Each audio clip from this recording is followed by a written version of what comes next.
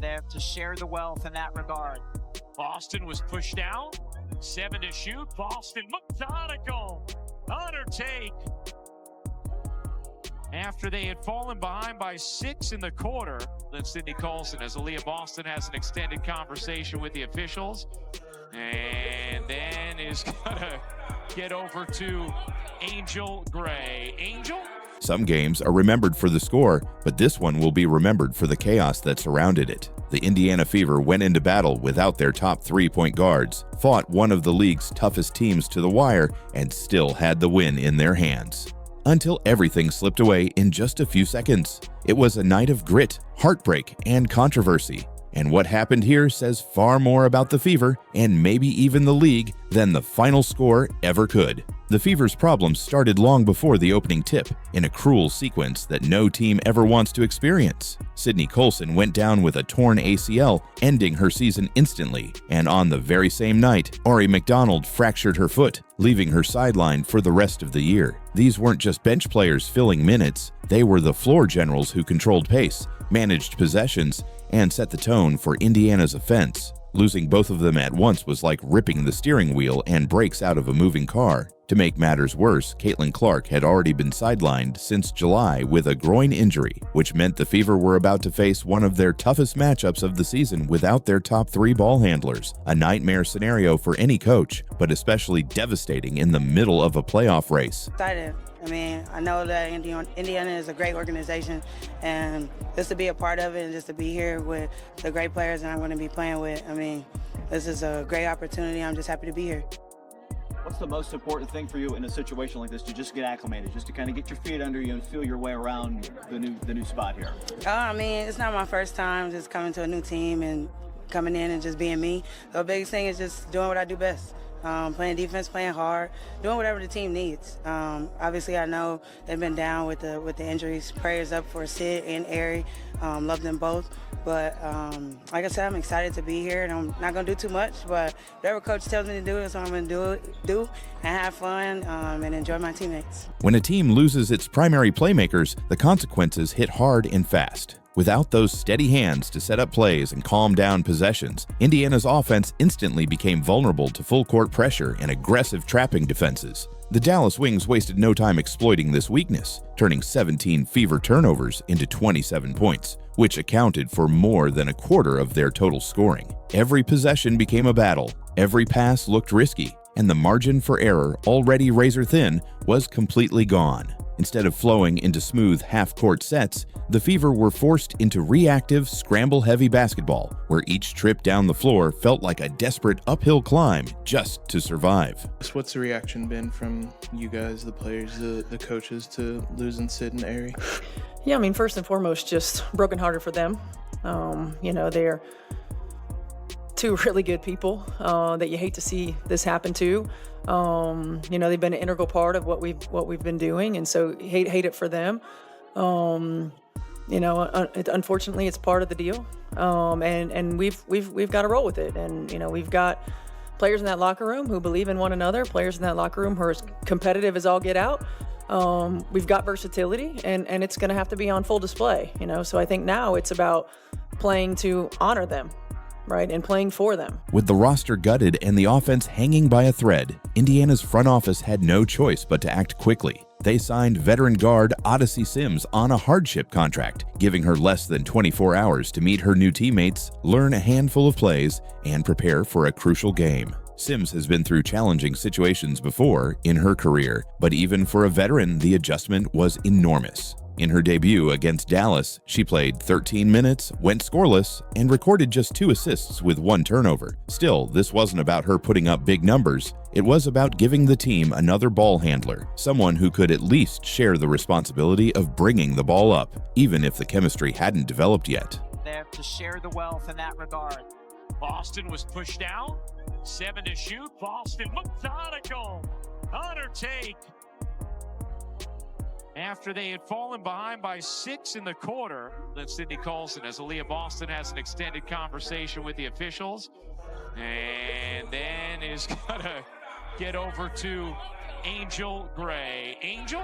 With Colson, McDonald, and Clark all sidelined, Kelsey Mitchell suddenly became the Fever's only true option to run the offense. That meant she had to step out of her natural role as a pure scorer and transform into a floor leader who handled the ball against constant traps while still being expected to deliver points. It was an incredible physical and mental burden, but against Dallas, she rose to the occasion. Mitchell scored 24 points on 7 of 15 shooting, knocked down 4 of her 7 3-point attempts, and grabbed 6 rebounds. But the stat sheet doesn't even capture the difficulty of her performance. Every shot came after navigating through relentless defensive pressure designed to wear her down from start to finish. Kelsey obviously can play make, as she showed in the last game, but it's not like her most natural way of playing, I would say.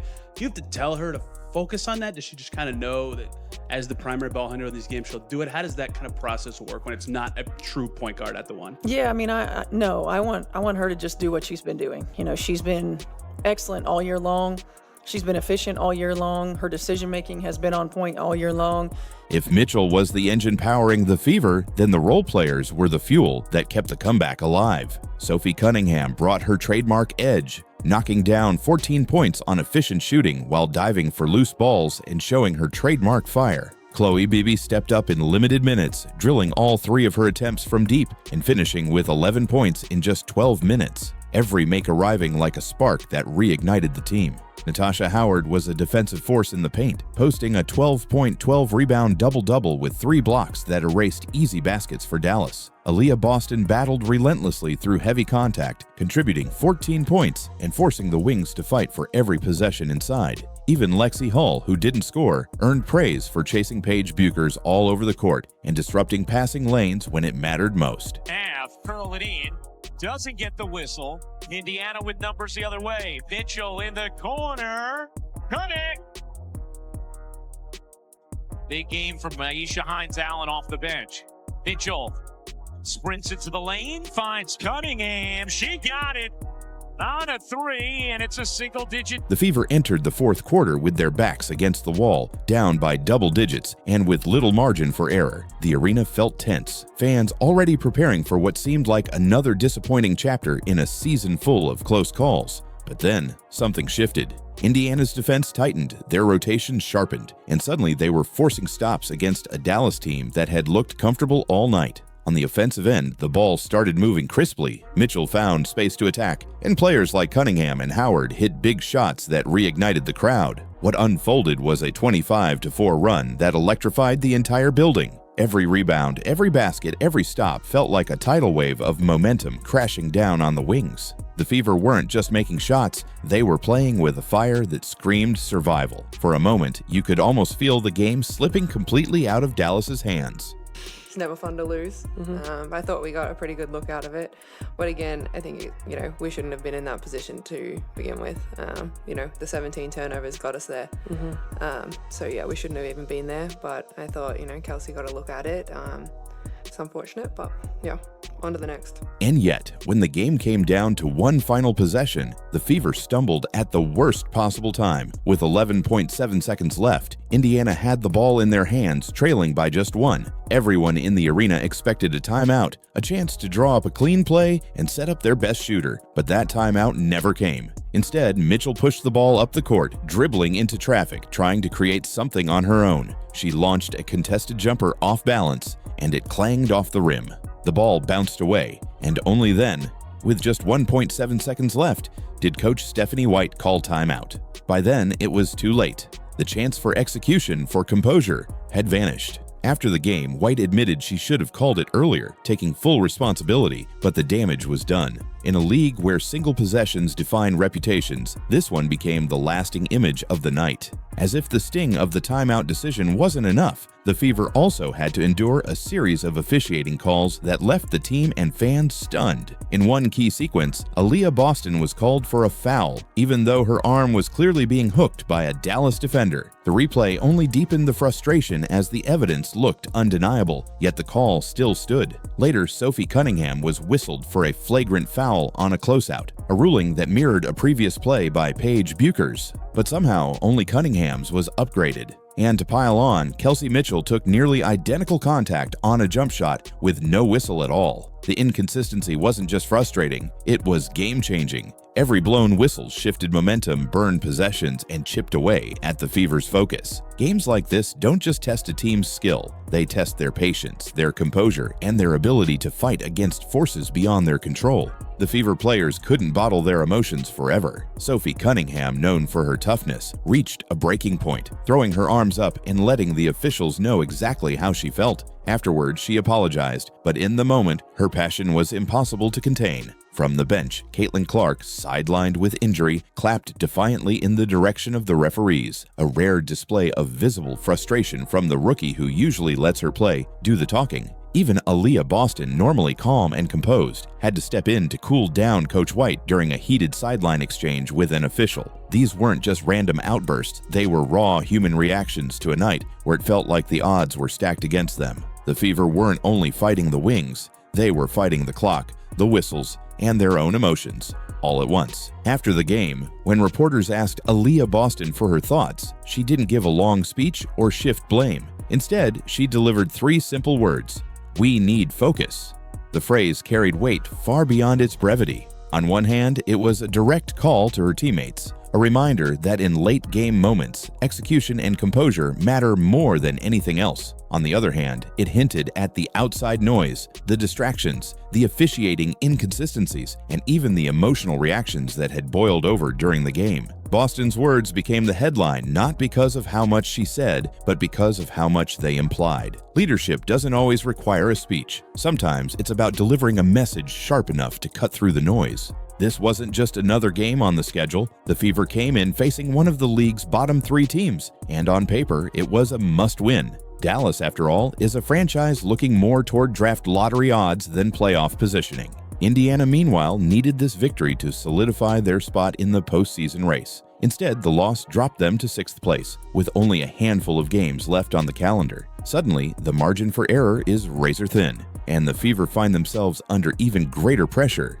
This wasn't just a missed opportunity, it was a swing in momentum that could shape the rest of their season. In a league where every win is precious, this one may come back to haunt them when the standings lock. After the final buzzer, all eyes naturally turn toward head coach Stephanie White. Anytime a game ends with a late-game decision gone wrong, the coach shoulders the blame. Critics were quick to question whether White's hesitation reflected larger cracks in her game management. But the story isn't that simple. White has guided this Fever team through endless injuries, rotated lineups, and still kept them competitive in a league that punishes inconsistency. Her players have repeatedly praised her leadership, pointing to how she's built trust and resilience inside the locker room. Yes, the timeout blunder will linger in fans' minds, but it doesn't erase the progress Indiana has made under her watch. This loss was frustrating, but it doesn't define her. Not yet. When the emotions settle, what truly stands out is how much this game revealed about Indiana's character. They are not a team that folds under pressure, even when undermanned. Their role players stepped up, their stars carried heavy loads, and their defense sparked a comeback that should have been impossible. And yet, it also exposed their greatest weakness: late-game execution. The Fever have heart, grit, and determination, but without sharper decision-making in the biggest moments, those qualities will only carry them so far. This wasn't just a loss, it was a lesson.